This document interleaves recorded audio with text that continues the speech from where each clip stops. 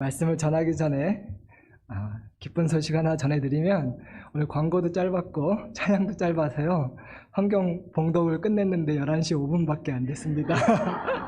오늘 예배가 12시 전에 끝날 것 같습니다. 아쉬워하셔야 하나님이 섭섭해하지 않을 텐데. 네. 집에 가서도 삶으로 예배 드리시는 줄 제가 믿습니다. 네, 1절부터 이렇게 한번 찬찬히 보도록 하겠습니다. 그때 여호수아가 르우벤 사람과 갓 사람과 므낫세 반 지파를 불러서, 특별히 세 지파를 따로 불러서 얘기하고 있습니다. 말씀의 배경을 짧게 설명드리겠습니다. 하나님께서는 모세를 통하여서 이집트에서 노예되었던 이스라엘 백성을 구해내셨습니다. 그리고 광야에서 이스라엘 백성이 40년 동안 생활을 하다가 모세가 죽고 나서 하나님께서는 새로운 리더, 모세의 후계자인 여호수아를 세우셔서 그들을 마침내 하나님이 약속하신 가나안 땅, 지금 이스라엘 땅이죠, 그리로 인도하셨습니다. 그런데 그 빈 땅이 아니라 그 땅에는 여러 족속이 살고 있었기 때문에 하나님의 약속을 성취하기 위해서는 전쟁을 통하여서 그 약속의 땅을 차지하는 정복 전쟁이 남아 있었습니다. 그런데 이스라엘의 12지파 중에 오늘 1절에 나와 있는 르우벤, 갓, 므낫세 반 지파는 약속의 땅이 아닌, 이스라엘 땅이 아닌 요단강 동쪽에 있는 그곳에 머무르기를 원해서 모세에게 요청을 했습니다. 왜냐하면 약속의 땅이 더 좋은 땅이지만 요단강 동편의 땅도 그들이 보기에 정착하기에 충분히 좋은 땅이었기 때문에 거기에 정착하겠다고 요청을 한 것이고요. 모세는 그것을 또 허락해서 수락해줘서요, 그 결정을 존중해서 그 세 지파는 약속의 땅이 아닌 요단강 동편, 약속의 땅 바로 옆에 정착하는 것을 허락해 주었던 것이 오늘 여호수아의 배경입니다. 그 세 지파, 약속의 땅이 아닌 요단강 동쪽에 머물기로 한 세 지파를 여호수아가 불러서 오늘 얘기를 해주고 있는 것입니다. 2절, 그들에게 이르되 여호와의 종 모세가 너희에게 명령한 것을 너희가 다 지키며 또 내가 너희에게 명령한 모든 일에 너희가 내 말을 순종하여. 그래서 르우벤, 갓, 므낫세 지파는요, 모세와 여호수아가 그들에게 한 명령을, 그 말을 다 지켰다고, 순종했다고 지금 여호수아가 그 세 지파를 칭찬해주고 있었습니다. 그렇다면 모세와 여호수아가 그 세 지파에게 명령했던 명령은 무엇이었을까요? 그것은 바로요, 그들이 비록 약속의 땅 가나안 땅에 정착하지는 않더라도 그 나머지 이스라엘, 그 가나안 땅을 정복해야 되는 형제 지파들이 그 정복 전쟁을 마치기까지 함께 싸워야 된다라는 명령을 했는데요, 그 명령을 잘 지켰기 때문에 여호수아가 잘했다고 칭찬을 해주고 있는 것입니다. 네, 모세가 그렇게 너희도 함께 싸워야 된다고 말을 했을 때 르우벤, 갓, 므낫세 반 지파도 그 말이 합당하고 마땅하고 옳게 여겼고 동의했기 때문에 비록 자기네들이 정착해서 살 땅은 아니었지만 하나님이 약속하신 땅을 형제 지파들이 얻을 수 있도록 그 전쟁에는 함께 참여했던 것입니다. 3절 한 번만 더 읽어주시면 감사하겠습니다. 시작.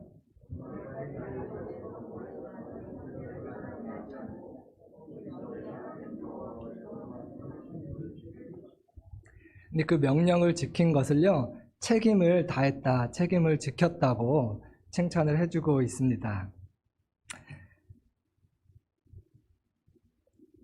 말씀드렸다시피 그 세 지파는요, 가나안 땅에 거하지 않고 가나안 땅 바로 옆에 요단강 동편에 머물기로 하였습니다. 하지만 그들이, 형제들이 하나님의 약속을 받기 위해 정복 전쟁을 하는 것에 참여하는 것이 그들에게는 도와주는 것이 아니라요, 마땅히 함께 싸워줘야 될 책임이 있는 것이었습니다.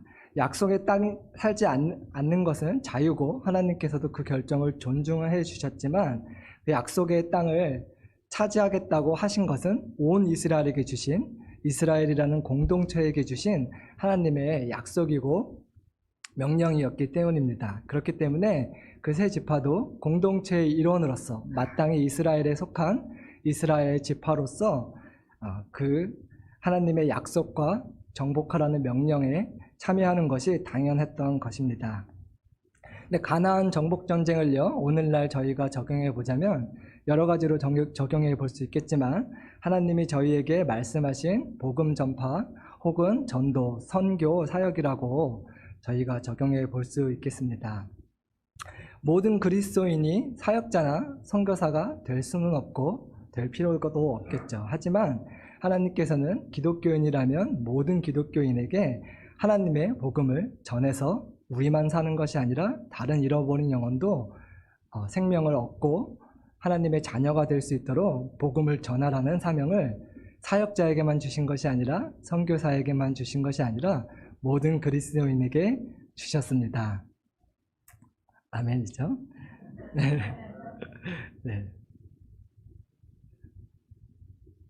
그렇기 때문에 하나님의 명령에 순종하여 복음을 전하는 사역에 동참하는 것은 선택이 아니라 책임이라고, 그 책임을 저희가 지켜야 한다고, 그 책임을 지켰을 때 여호수아가 그 세 지파를 칭찬해주고 있는 것입니다. 그래서 모든 지파가 하나님의 명령에 따라 그 가나안 정복 전쟁에 동참했습니다. 그래서 모든 지파가 동참했지만 모든 사람이 참전한 것은 아니었어요. 차이가 이해되시나요? 모든 지파가 전쟁에 동참했지만 당연히 전쟁에 나갈 수 있는 성인 남자만 전쟁에 나갔고요. 노약자와 여자, 어린아이들은 전쟁에 참여할 수 없었기 때문에 모든 사람이 전쟁을 한 것은 아니었습니다. 루벤, 갓, 므낫세 지파에서는요, 전쟁에 나갈 수 있는 젊은 남자, 군사죠. 4만 명의 군사를 동원해서 그 가나안 정복 전쟁이 무려 7년이나 지속되었는데 그 7년 동안 자기 가족들은 아내와 부모와 어린아이들은 그들이 정착하기로 한 요단강 동편 땅에서 그들을 위해 기도하면서 기다리고 있었고 4만 명의 젊은 남자들이 자기 형제들이 얻을 약속의 땅을 위해서 함께 쌓아 주었습니다.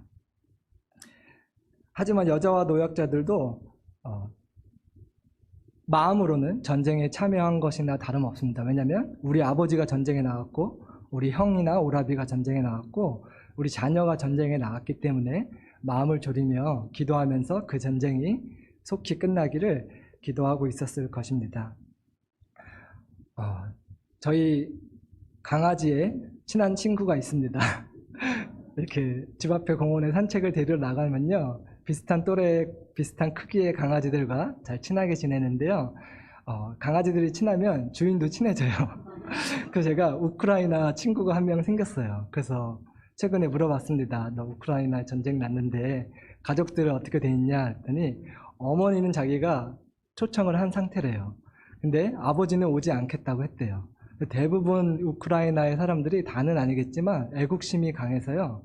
나는 우크라이나를 떠나지 않고 이것을 지키며 나이가 되는 사람은 함께 싸우며 그리고 전쟁이 끝난 이후에 재건하는데 많은 인력이 필요하잖아요. 제가 그 말을 듣는데 참 감동이 되더라고요. 그래서 내가 자기 친구들을 대부분은 우크라이나를 떠나고 싶어 하지 않는다. 그 전쟁에 실제로 혹은 마음으로 함께 싸우면서 또 그 나라를 지키고 싶어 한다. 이런 애국심이 많은 얘기를 들었는데 이스라엘 지파도 그러한 애국심에 칭찬을 받고 있는 것입니다. 비록 자기네들이 정착해서 살 땅은 아니지만 그 형제들이 싸우는 전쟁에 함께 동참하고 있었기 때문입니다. 4절, 이제는 너희의 하나님 여호와께서 이미 말씀하신 대로 너희 형제에게 안식을 주셨으니 그런즉 이제 너희는 여호와의 종 모세가 요단 저쪽에서 너희에게 준 소유지로 가서 너희의 장막으로 돌아가되. 장막으로 돌아가도 된다, 이렇게 여호수아가 허락해주고 있는데요. 말씀드린 대로 그 전쟁은 7년이나 지속되었습니다. 그래서 이제 전쟁이 다 끝나고 하나님께서 약속하신 가나안 땅을 다 정복하고 안식을 누리게 되었기 때문에 수고했다, 이제는 가족들에게 돌아가도 된다 라고 말을 해주고 있는 것입니다. 그 지파들에게는 땅을 다 분배해 주었습니다. 드디어 가족들에게 돌아가도 된다는 승낙을 받았습니다. 5절 읽어주시면 감사하겠습니다. 시작.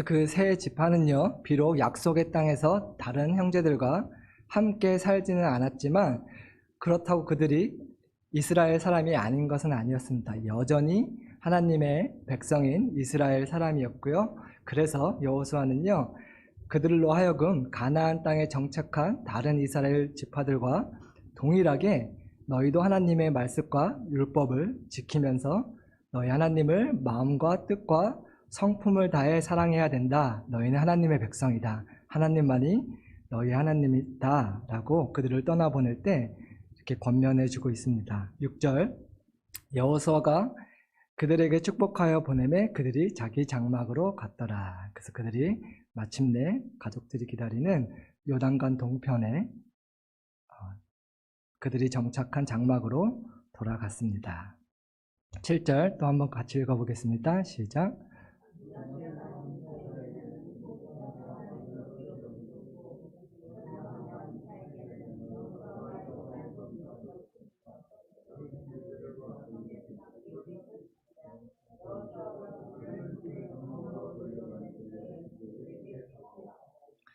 므낫세 반지파에 대한 부연 설명이 조금 나오고 있습니다. 왜냐하면 용어가 조금 헷갈려요. 므낫세 반지파라는 것은 무슨 말이냐면요, 므낫세 지파가 둘로 나눠졌어요. 나쁘게 나눠진 것이 아니라 정착하는 땅이 나눠져서 이렇게 반은 요단강 동편에 거하기로 했고 나머지 반은 약속의 땅인 이스라엘 땅에 거하고 싶어서 그렇게 정착하기로 결정했기 때문에 므낫세 반지파, 그 반이 이쪽에 거했다는 표현으로 그렇게 쓰고 있습니다. 여호수아는요, 젖과 꿀이 흐르는 약속의 땅에 살지 않기로 한 그 므낫세 반 지파도 축복해주고 있습니다. 축복해주고 그들이 정착한 땅으로 돌려보냈습니다. 물론 하나님이 주시고자 하는 그 모든 축복의 그 베스트의 축복을 누리지 못한 것은 안타까운 일이지만 하나님께서는요, 그들의 그 믿음의 분량에 따라 그들의 선택을 믿음이 없다고 나무라는 것이 아니라 너희는 나름 최선을 다했다고 그들의 선택을 존중하시는 것을 저희가 알 수 있겠습니다. 8절 계속해서 말하여 이르되 너희는 많은 재산과 심이 많은 가축과 은과 금과 구리와 쇠와 심이 많은 의복을 가지고 너희의 장막으로 돌아가서 너희의 원수들에게서 탈취한 것을 너희의 형제와 나눌지리라 하매. 그 7년간 정복을 통해서요, 가나안 땅에 거주하고 있던 가나안 족속을 내쫓았잖아요. 그 땅만 차지한 것이 아니라 그들이 소유하고 있던 수많은 재산을 전리품으로 그들이 취하게 됐습니다. 근데 여호수아는요, 그 전쟁에서 얻은 재산과 전리품을요, 전쟁에 참여한 사람들만 갖는 것이 아니라 전쟁에 참여하지 않고 집에서 전쟁에 참여한 사람들을 위해서 중보하며 기다린 형제들과 똑같이 반씩 나누어 가지라고 명령을 합니다. 근데요, 이것은 여호수아가 자기 마음대로 의미대로 정한 것이 아니라 하나님께서 이전에 모세를 통해서 그렇게 해야 된다고 이미 명령을 하신 것이었습니다. 이스라엘이 광야에 있을 때 이스라엘 백성이 그 광야에서 이스라엘을 공격한 미디안 족속과 전쟁을 해서 이긴 적이 있었는데요, 그때의 전리품을 똑같이 나누라는 명령을 이미 모세에게 하나님이 해 주셨었습니다. 그래서 민수기 31장 25절에서 27절에 하나님께서 모세에게 명령하신 전리품에 관한 법이 명령되어 있는데요, 저희가 함께 읽어보도록 하겠습니다. 시작.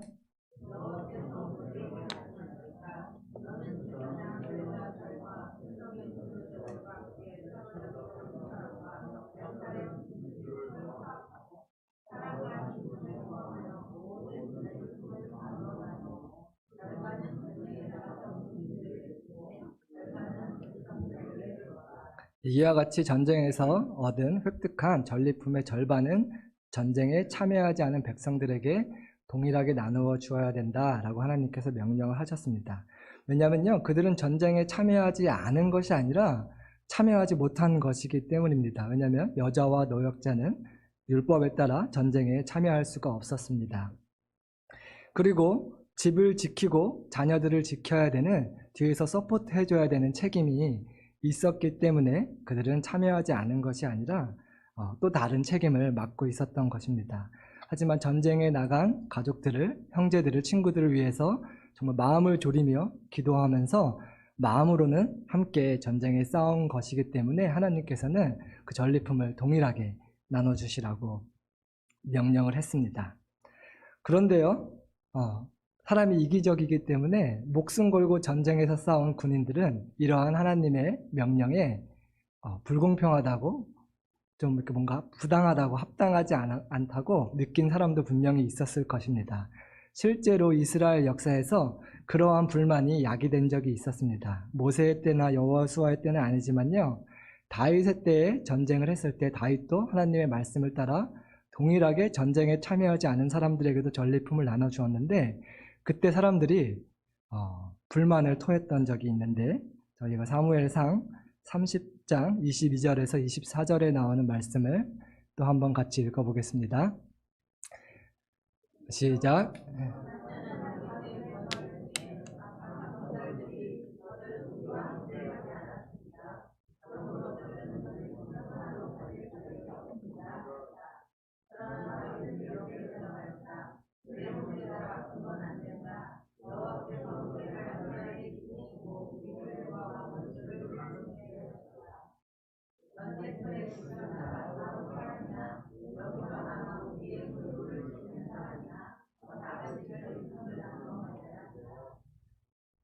네, 그래서 여러분들 느껴지기에 하나님의 이 말씀하신 전리품을 반씩 나눠 가지라는 법이 합당하게 느껴지시나요? 아니면 혹시 조금 불공평하게 느껴지시나요? 답이 정해 있는 질문을 해서 죄송합니다. 답이 정해 있는 질문을 하는 사람을 꼰대라고 한다고 하더라고요. 저는 아직 꼰대가 될 나이가 안 됐기 때문에 질문을 절제하도록 하겠습니다. 성경은 그들을, 그렇게 불공평하다고 생각하는 사람들을 악한 건달들이라고 표현하고 있습니다. 왜냐하면 전리품을 똑같이 나누고 싶지 않은 마음은요, 교만한 마음에서 비롯됐기 때문입니다. 내가 더 수고했으니, 내가 더 헌신했으니, 내가 더 인정을 받아야 된다, 내가 더 누려야 된다 라고 하는 교만한 마음에서 비롯되었기 때문입니다. 혹은 또는 내가 더 애썼으니, 내가 더 많이 투자했으니, 내가 더 많이 가져야 된다라는 이기적인 마음, 물질욕에서 비롯된 마음이기 때문에 악하다고 하고 있습니다. 이 마음이요, 하나님을 섬길 때 저와 여러분이 항상 조심해야 되는 악한 사단이 저희 생각과 마음속에 자주 심어주는 생각이기 때문에 조심해야 되는 줄로 믿습니다. 왜냐하면 나만 수고하고 희생하는 것 같은 마음이 생길 때가 하나님의 일을 할 때 사단이 자주 심어주기 때문입니다. 그리고 또 상대적으로 적게 봉사하는 사람들을 보면 많은 경우에 그분들이 안 하는 것이 아니라 사정이 있어서 못하는 것인데, 또 나만 손해보는 것만 같은 생각을 사단이 시시때때로 심어주기 때문입니다.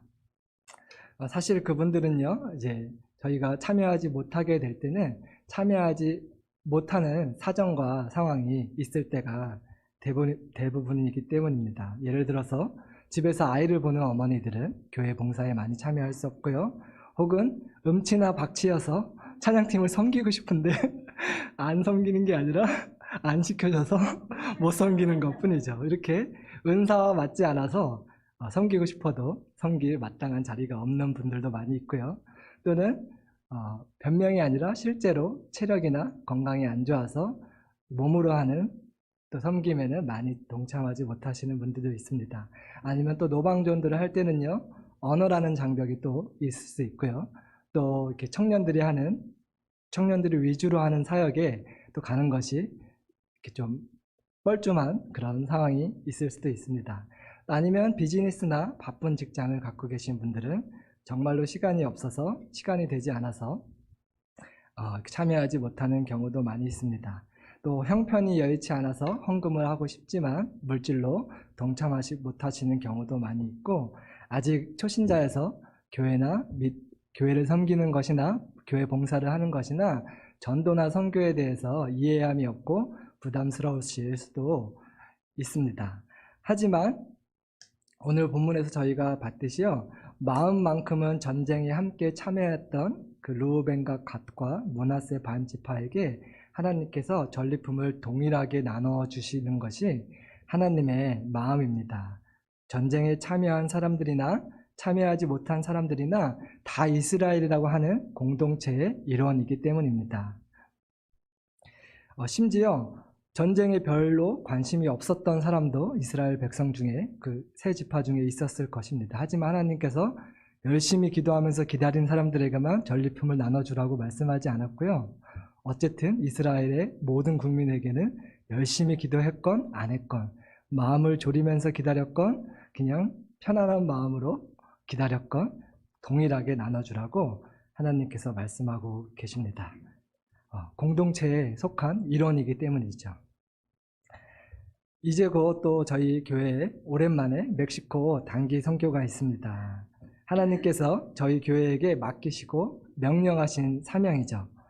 참여하는 사람이든 참여하지 못하는 사람이든 선교에 관심이 많던 적던 우리 교인이면 모두가 마음으로는 함께 참여하는 선교나 마찬가지입니다. 그렇기 때문에 하나님께서는 많이 기도했건 많이 하지 못했건, 헌금을 많이 했건 하지 못했건 동일하게 선교를 통해서 얻은 은혜를 나누어 주고 싶어 하시는 줄로 믿습니다.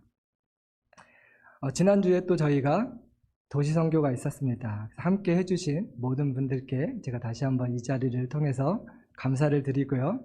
하지만 저희 교회에게 주신 사명이고 저희 교회의 이름으로 저희 교회가 한 선교이기 때문에 함께 해주지 못한 분들 뿐만 아니라 기도해 주신 분들 아니면 까먹고 기도해 주시지 못한 분들에게도 하나님이 동일한 그 선교의 은혜를 나누어 주신다고 믿습니다. 그래서 제가 오늘 이 말씀을 준비했고요. 그때 저희가 누렸던 은혜를 참여하지 못하신 분들과 함께 나누어 드리는 것이 하나님께서 마땅히 기뻐하신 일이라고 생각이 되어서 짧게 좀 보고를 해드리도록 하겠습니다. 시간이 충분해서 짧게 하지 않아도 될 것 같습니다. 네, 그래서 선교 과정부터 있었던 은혜를 좀 나눠 드리겠습니다.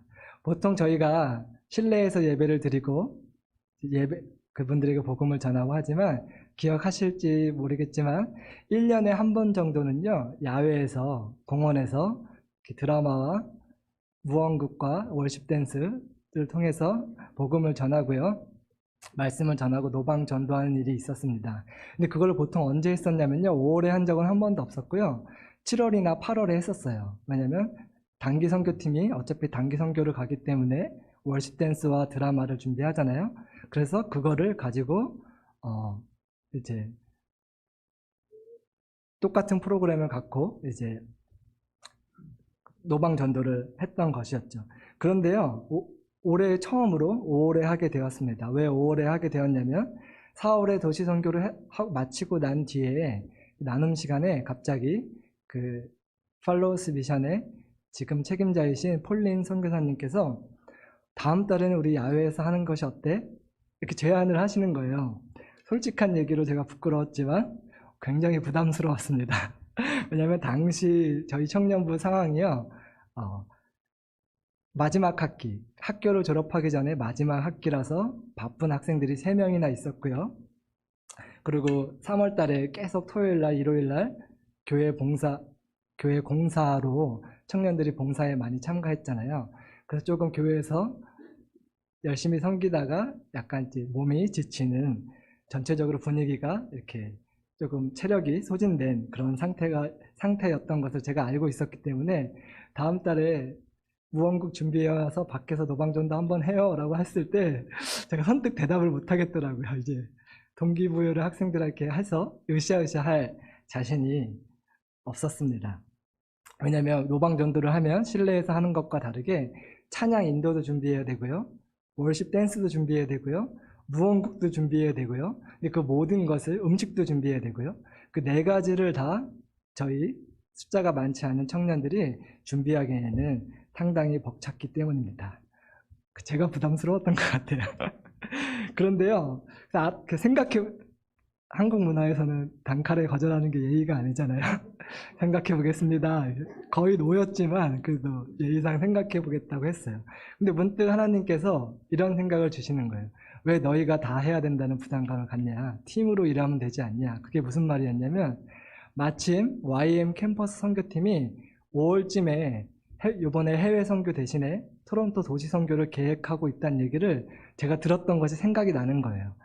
그래서 YM 캠퍼스 선교팀과 함께 짐을 나눠, 이렇게 파트를 나눠서 준비하면, 예를 들어서 저희가 드라마를 준비하고 그 선교팀에서 학생들이 찬양 인도와 월십 댄스를 준비하면 그렇게 나눠 하면은 충분히 가능하겠다 생각을 했는데, 마침 또 전화해서 일정을 물어보니까 저희가 도시 선교로 한 5월 7일이 마침 도시 선교를 하기로 한 날이래요. 그래서 안 그래도 팔로워스 미션에 연락을 하기로 했다는 거예요. 그래서 제가 이게 빼박이었어요. 부담스러워서 좀 어떻게 하면 가능하면 이거 할 수 있을까 이런 고민을 하고 있던 찰나에 캠퍼스 팀과 함께 할 수 있다는 얘기를 듣고 5월 7일 날 순종해서 해야겠다 이런 생각이 들었습니다. 그런데요, 재밌는 사실은요, 나중에 설명을 드리겠지만 그 캠퍼스 팀 때문에 제가 용기를 얻고 결정을 한 거잖아요. 그 캠퍼스 팀의 도시 선교가 결국엔 취소되었습니다. 하나님께서는 제가 믿음이 없어서 선교팀의 일정과 함께 하지 않으면 제가 결정하지 못할 저의 연약함을 아시고 선교팀을 통해서 제가 하기로 결정을 하도록 낚으셨던 것 같습니다. 제가 낚였습니다. 근데 제가 이 얘기를 왜 강조해서 말씀드리냐면, 하나님은요 5월 7일 날 그 선교를 꼭 하셔야 되는 놀라운 계획을 갖고 계셨습니다. 하나님은 미래를 아시기 때문에 그날 무슨 일이 일어날지 알고 계셨기 때문입니다. 그래서 하기로 했습니다. 우여곡절 끝에. 근데 선교를 제가 정확히 기억나지 않는데요, 도시 선교를 2주인가 3주 앞둔 주일날부터 언제나 하나님께 순종하여 하나님의 일을 할 때 그럴 듯이 어려움들이 찾아오기 시작했습니다. 일요일날 캠퍼스 팀의 도시 선교가 취소됐다는 것을 들었습니다. 그래서 도시 선교는 취소됐더라도 찬양 인도만 좀 해주시면 안 될까요? 라고 부탁을 하고 싶었는데 그럴 수도 없었던 것이 YM 간사님들의 반 이상이 코로나에 걸려서 목소리가 죽어가시더라고요. 거기다 대놓고 제가 그래도 찬양 인도만 좀 해주시면 안 될까요? 라는 말을 못하겠더라고요. 그래서 저희가 할 테니 걱정 마시라고 했습니다. 찬양 인도 뭐 없으면 내가 대충 하면 되지 뭐, 이렇게 마음을 먹었습니다. 그것만 끝이 아니라 그 다음날 월요일날 저희 청년부가 준비했던 무언극이 가장 중요한 거였는데, 왜냐하면 복음을 무언극으로 전하기 때문에 그 주인공이 갑자기 사정이 생겨서 그 무언극에 참여하지 못하겠다는 연락을 받았습니다. 두 번째 캔슬 전화를 받고 믿음이 흔들리기 시작했습니다. 어떻게 해야 되나 고민이 되기 시작했습니다. 근데 정말 거짓말이 아니라 이 일이 하루에 하나씩 일어났어요. 그 다음날 화요일날 또 전화가 왔습니다. 원래 캠퍼스 팀 대신에 그래서 EM에게 찬양 인도를 해줄 수 있냐고 물어봤었는데 아무래도 이번에 힘들 것 같은 소식을 또 들었습니다. 그래서 원래 제가 걱정했던 대로 우려했던 대로 청년부가 찬양 인도부터 음식 준비부터 월십 댄스 무언극을 다 맡아야 되는 위기가 찾아온 것이었습니다. 그래서 제가 솔직하게 고백드리며 마음속으로는 전화드려서 이번엔 좀 어려울 것 같다고 말씀드려야겠다.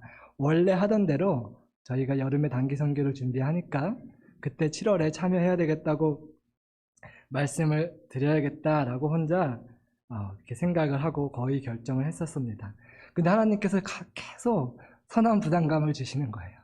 네가 언제 할 수 있어서 했던 적이 있냐? 해야 돼서 순종해서 한 거지 할 수 있을 때 하는 것은 순종이 아니다, 이런 마음을 자꾸 주시는 거예요. 그 제가 자주 했던 말이잖아요. 기억하시나요? 제가 그런 말을 단상에서 했기 때문에 할 수 없는 상황이 됐다고 포기하자고 하니 또 참 마음이 불편했습니다. 그래서 잘하는 것이 문제가 아니라 좀 퀄리티를 낮춰서 우리 청년부에서 준비할 수 있는 만큼만 최선을 다해서 해야 되겠다, 그런 하나님의 주신 마음을 따라 결정을 하게 됐습니다. 취소를 하지 않기로 결정했습니다.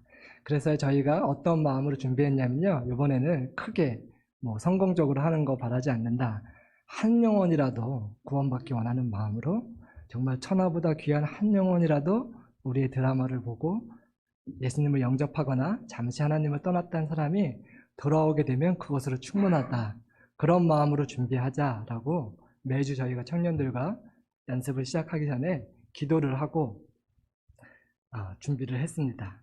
그런데요, 언제나 그랬듯이 순종하기로 결정했을 때 하나님께서는 일하시기 시작하셨습니다.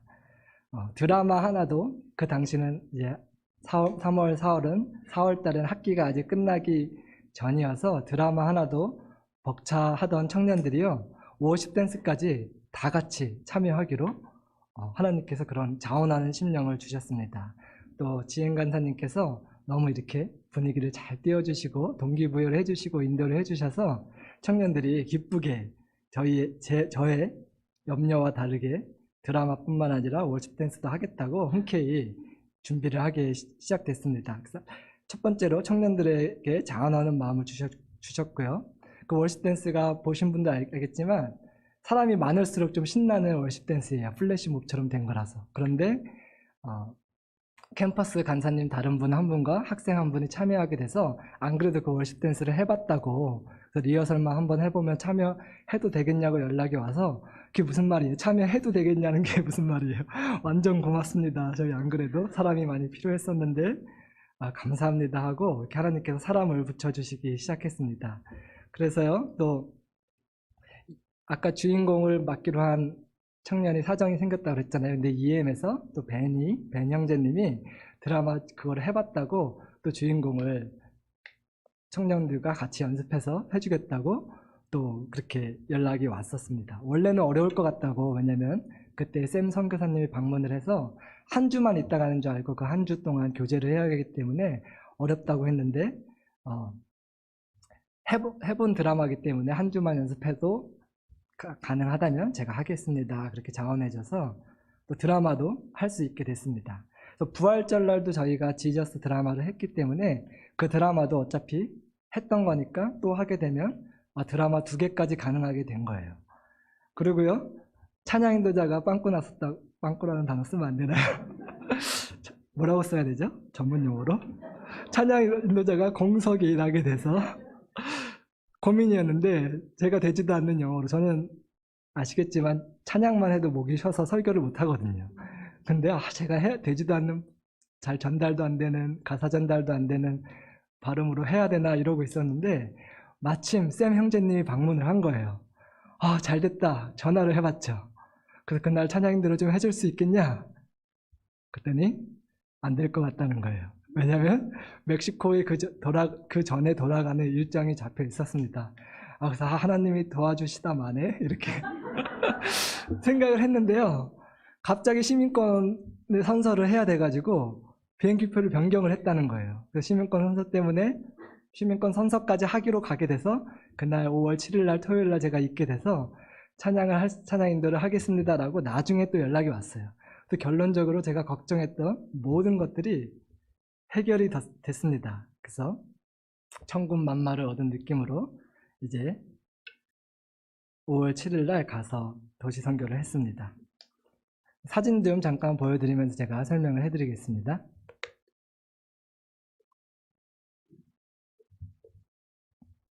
앞에 불을 좀 꺼주시면 감사하겠습니다. 앞에만요. 근데 당일날도요, 언제나 그랬듯이 하나님이 일하시는 때에는 항상 영적 정쟁이 있고 어려움이 있기 때문에 순조롭게 진행되지는 않았습니다. 와서 보신 분들 알겠지만 하필 저희가 사역을 하는 그 시간에, 동일 시간에 다른 교회에서, 좋은 일이죠, 다른 교회 2곳에서 저희 양쪽에서 음식을 나눠주는 귀한 사역을 하고 있어서요, 저희 쪽에 사람들이 많이 안 오시는 거예요. 그래서 어떡하나, 제가 청년들한테 천하보다 귀한 한 영혼이 우리의 섬김을 통해서 구원을 받을 것이다 라고 약속은 아니지만 선포를 해놨는데 사람들이 안 모이는 거예요. 그래서 제가 불안한 마음으로 시작을 했습니다. 근데 그 사람이 안 모인 것이 문제가 아니라요, 악한 영에 사로잡힌 어떤 분께서요, 눈빛이 아주 살기가 있으시더라고요. 찬양팀이 연습하는데 바로 앞에서 막 요란하게 율동을 치면서 연습을 하지 못하게, 얼핏 보기에는 찬양을 즐기시는 것 같지만 그분의 눈빛을 보고 악한 영에 사로잡힌 것 같다는 생각이 들었습니다. 방해를 하시더라고요. 그래서 그 폴린 선교사님께서 가서 정중하게 부탁을 하셨습니다. 지금은 아직 예배가 시작 안 됐고 찬양팀이 연습 중이기 때문에 조금 시간을 줬으면 좋겠다 그랬더니 막 화를 내시더라고요. 혹시 보셨던 거 기억나나요? 막 화를 내시고 끝까지 방해를 해서 불미스러운 일이 생길까봐 저희가 더 이상은 제재하지 않고 그 좀 산만한 분위기 속에 예배를 시작했습니다. 좀 무슨 제사의식 같은 걸 들으시는 것 같기도 했어요. 찬양팀이 연습하는데 바로 앞에 신문지를 펴놓고 신발을 벗어놓고, 저는 처음에 크리스찬이신가? 왜 내 신을 벗어라 모세에게 하신 말씀을 순종해서 하나 했는데 눈빛을 보니까 기독교인이 아니신 것 같더라고요. 그래서 이렇게 방해를 하시는 분이 있었고요. 그 찬양이 시작 전부터 영적 전쟁이 심한 것을 느꼈습니다.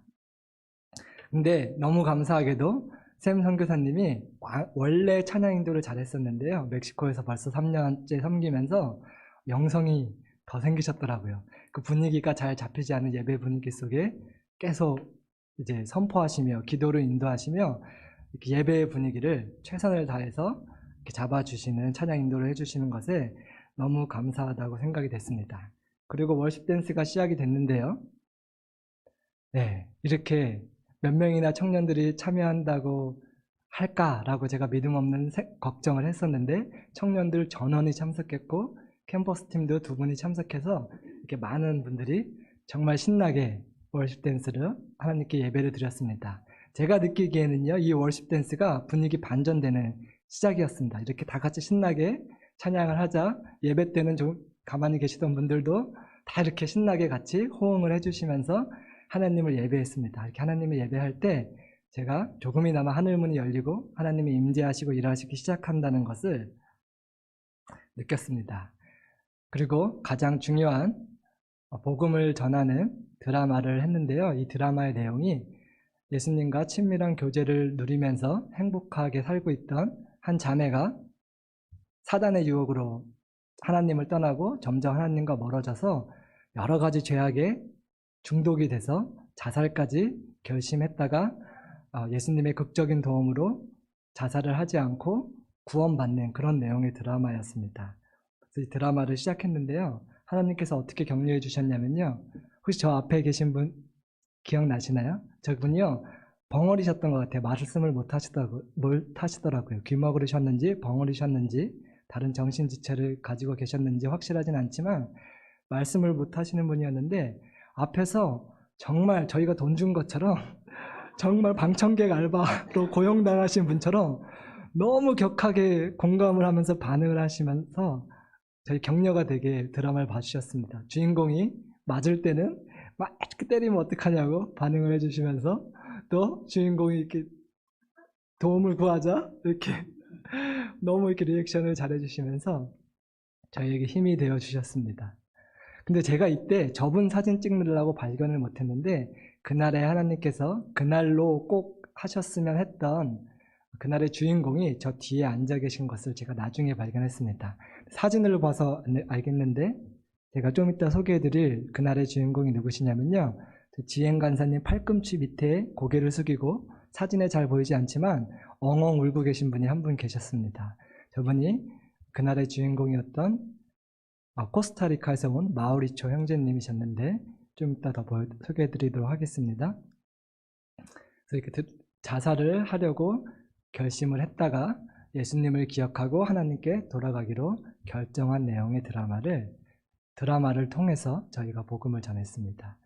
그리고 이 사진이 제가 개인적으로 가장 그날 많이 포토제닉으로 뽑을 수 있는 사진이었는데요. 사역이 중요한 것이 아니라 사역이 끝나고 저렇게 청년들이 기도가 필요하신 분들에게 찾아가서 복음을 전하면서 기도를 해주는 아름다운 시간이 있었습니다. 이분이 제가 소개해드리고 싶은 그날의 주인공이셨던 마우리초 형제님이었습니다. 제가 말씀을 전하러 나갔는데요.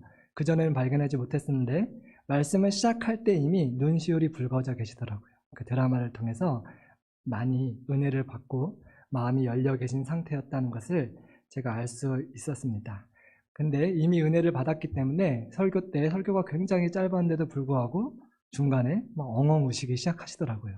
끝나고 청년들이 가서 사진이 작아서 잘 안 보이실 텐데 등치는 정말 산만한 분이셨는데 많은 눈물을 흘리시면서 청년들과 함께 예수님을 영접하는 기도를 들으셨습니다.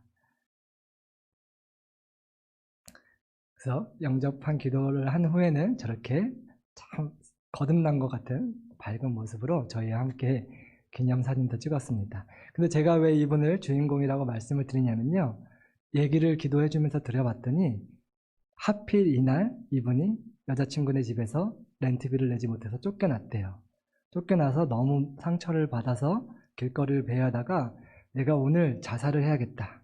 오늘 삶을 마쳐야 되겠다라고 결심을 하고 생각을 하던 중이었다고 합니다. 그런데 마침 그날 저희의 예배에 참석하게 돼서 드라마 내용이 또 마침 하나님을 떠나서 자살을 하려고 했지만 하나님의 은혜로 구원받고 예수님께 다시 돌아가는 내용이었잖아요. 그분이 큰 은혜를 받았던 것이었습니다. 저희는 몰랐어요. 5월 7일 날 이분이 집에서 쫓겨나실 줄, 5월 7일 날 이분이 자살을 생각하셨을 줄. 하지만 하나님께서는 미리 아셨기 때문에 이분을 통해서 한 번도 5월에 한 적이 없었던 공원 노방전도를 폴린 선교사님을 통해서 우연인 것 같지만 제안을 하셨고, 믿음이 없는 제가 예스를 못할 거 아셨기 때문에 결국엔 취소되었지만 그 당시에 취소되지 않았던 캠퍼스 팀으로 저를 같이 하라고 격려를 해주시면서 하나님은 이날 꼭 이분을 살리시고 싶었던 것이었습니다. 그래서 제가 청년들에게 믿음으로 선포한 대로 천하보다 귀한 한 영혼이 그날 자살하는 대신에 예수님을 다시 영접하고 잘 믿기로 결심을 했습니다. 근데 이분의 얘기를 들어보니까요, 원래 어렸을 때는 교회를 다녔대요. 엄마를 따라서 매주 교회를 다녔었는데 어머니가 언제 돌아가셨는지는 모르지만 어머니가 돌아가신 이후에는 교회를 다니지 않고 점점 멀어져서 하나님을 떠난 지 꽤 됐다라고 말씀을 하시더라고요. 근데 이분을 하나님이 이분을 위해서 5월 7일 날 계획을 하셔서 이분을 살려주셨습니다. 평생 이렇게 울어본 적이 없다고 고백을 하시더라고요. 이분이 가장 많이 은혜를 받으신 분이지만 또 다른 두 분을 짧게 소개해드리고 오늘 말씀을 마치도록 하겠습니다. 그래서 끝나고 이렇게 저희가 음식을 나눠줬고요. 이렇게 함께 음식을 나눠주면서 Jesus loves you 하면서 또 예수님의 사랑을 전했습니다. 이분들을 제가 또 짧게 소개시켜드리고 싶은데요. 한 분은요, 시리아에서 오신 아마르라고 하는 형제님입니다. 아마르 형제님은요, 당연히 무슬림 백그라운드인 시리아에서 무슬림으로 태어나서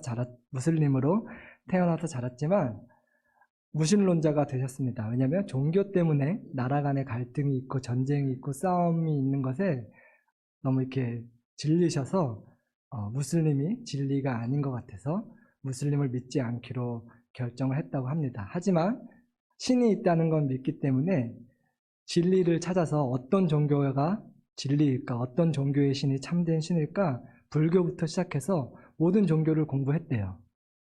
찾아보면서 어떤 종교를 믿어야 되나 고민을 하고 있던 와중이었다고 합니다. 그런 찰나에 우연히 지나가다가 저희의 복음을 전하는, 예수님을 전하는 드라마와 말씀을 듣고 감동을 받아서 내내 핸드폰으로 녹화를 하고 계시더라고요. 그래서 끝나고 또 청년들이 기도를 해줬는데 이분도 시리아에서 오신 엑스-무슬림인데 예수님을 믿고 크리스찬이 되기로 그날 결단을 하셨습니다. 저 옆에 계신 분은요, 아랍에미레이트에서 오신 오마르라고 하는 형제님이에요. 이분도 무슬림을 믿다가 제가 무슬림 분들한테, 크리스찬이 된 무슬림 분들한테 이런 간증을 여러 번 들었는데요. 깨끗한 양심으로 조금만 정신을 차리고 코란을 읽어보면 말이 안 되는 종교인 거를 누구나 파악을 할 수가 있더래요. 그래서 열심을 가지고 코란을 읽어보니까 무슬림이 진리가 아니고 무슬림의 믿는 알라 신이 참 신이 아닌 것을 알게 돼서 무슬림을 떠났다고 합니다. 하지만 여러분 아시다시피 지금도 21세기에 지금도 여전히 무슬림이었던 사람이 개종을 하거나 무슬림을 배신하면요, 명예살인이 법적으로 허용되지 않지만 종교법상으로 허용이 되기 때문에 자기 가족을 죽이는 명예살인이 지금도 중동 국가에서 일어나고 있습니다. 그래서 자기 가족에게 살해 협박을 받아서 아내까지 버리고 캐나다에 난민을 신청해서 난민으로 와 계신 하셨다고 합니다. 그래서 길을 잃은 마음으로 가족들에게 살해 협박을 받고 왔으니까 얼마나 마음이 공허하셨겠어요. 길을 잃은 마음으로 내가 어디에 가야 참된 평화를 찾을 수 있을까, 이렇게 길을 이렇게 찾아 헤매셨대요. 그러다가 우연히 저희 예배에 참석하게 돼서 저거구나, 예수님이 내가 찾던 세상에 줄 수 없는, 세상에 알 수도 없는 평화를 주실 수 있는 분이구나 하고 믿게 되셨다고 합니다. 그래서 이분도 그날 크리스찬이 되기로 결정하고 자기가 이름까지 바꾸고 싶다고, 이제는 무슬림이 아니라 기독교인으로서 새로운 삶을 살고 싶다고 이름도 바꾸겠다고 그렇게 결단을 하셨다고 합니다. 이 귀한 은혜를요, 하나님이 그날 천하보다 귀한 영혼을 3분이나 저희를 통해서 살려주셨습니다. 저희가 한 게 아니고요, 저희 교회가 한 거예요. 기도 많이 해주셨던, 까먹고 조금만 해주셨던, 못 해주셨던 저희 교회가 한 거기 때문에 저희 교회 모든 성도님들께 함께 해주셔서 감사하다고 제가 감사를 드리고 이 은혜를 나누고 싶었습니다.